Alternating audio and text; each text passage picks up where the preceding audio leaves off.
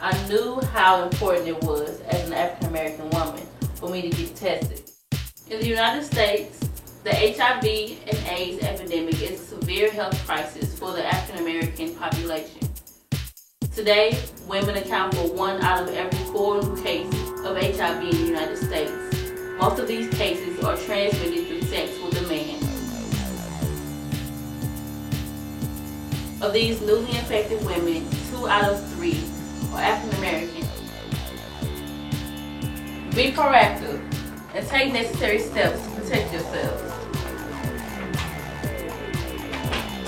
Get HIV tested.